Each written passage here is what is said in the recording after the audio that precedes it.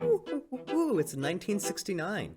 Neil Armstrong landed on the moon, the Beatles recorded their last album, and President Nixon decided that the anti-war demonstrators were getting too rowdy, so he decided to take his troop out of Vietnam. Look what Central America is doing.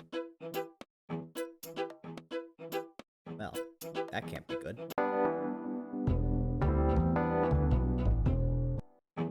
Hello and welcome to the War Spotlight. Today we're covering the Football War, also called the Soccer War, also called the 100 Days War, which is inaccurate seeing as it only lasted 4 days.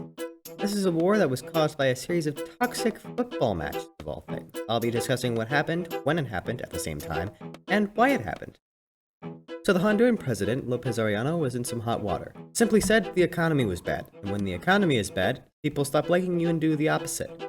So the Honduran government needed someone to blame. I know, said Lopez. Let's blame the 300,000 Salvadoran immigrants who are minding their own business. Now people really didn't like the immigrants, and Lopez was safe. Guys, the NIA announced that it's going to kick us off our land if we're not legal Hondurans, and they're saying we're the reason for unemployment and poor wages on the Caribbean coast, too. Well, that's just great. Now we have to go back. I mean, it's not like we have to leave right now.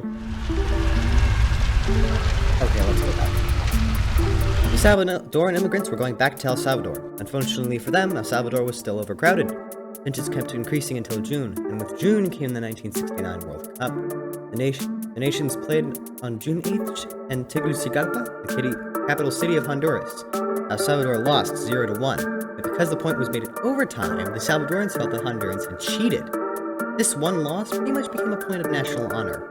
There was a return match in San Salvador, but it was so dangerous for the Honduran team that a Salvadoran security unit had to hide the team in a secret place outside the city. There were riots in downtown Salvador. Before the game on June 15th, Salvadoran police swept the stands for alcohol and weapons, then took them away. There was a lot of booing, pushing, but it never grew to danger. No. El Salvador won 3-0. As the Hondurans were going back to Honduras, where else would they go? Rocks were thrown at their cars and windshields were broken. El Salvador won again in the playoffs 3-2, and needless to say that Honduras was at its breaking point. On July 3rd, a Honduran plane made an incursion near the town of El Poy. On July 14th, another incursion was made by Honduran fighter plane. That same day, Salvadoran planes bombed Tegucigalpa's airport. Honduras actually had a better air force than El Salvador, and El Salvador wanted to fix that. Unfortunately for them, Honduras was quick to recover and attack San Salvador's airport. Kinda seems like they wanted to, kill each other's planes. I don't know if that has any strategic implications whatsoever.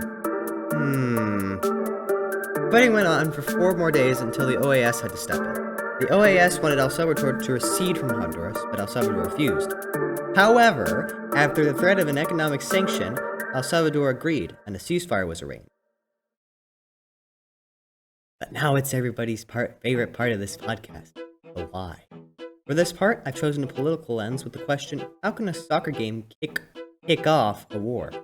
First of all, there was more than one match. So which match really kicked it off? Okay, I'll stop.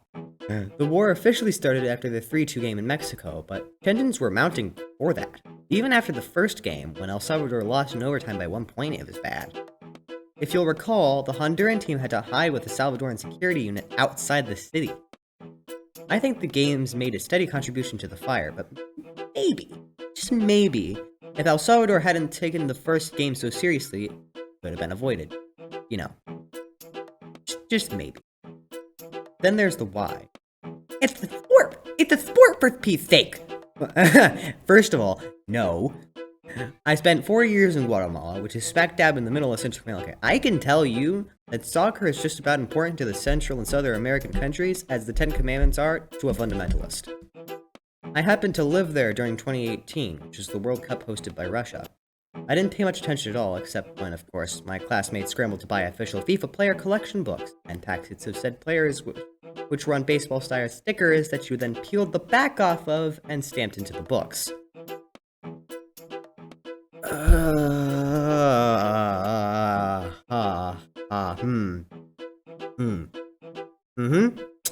But I think soccer means more to the people who play it.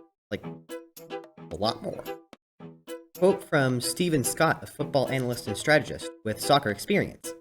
From a gameplay standpoint, soccer is a medium to express oneself. Every action, movement, and/or touch of the ball expresses who you are. End quote. They throw everything they have into that game. Personally, I've never been very good, but I know the feeling. During my third year in Guatemala, I took actual PEs and extracurricular. You have to take a physical activity, but there were choices. Last 2 years, I had done dancing.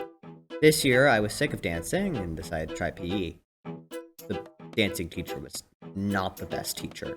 I mean, they were really good at dancing, they were just, not very nice teacher. It was my...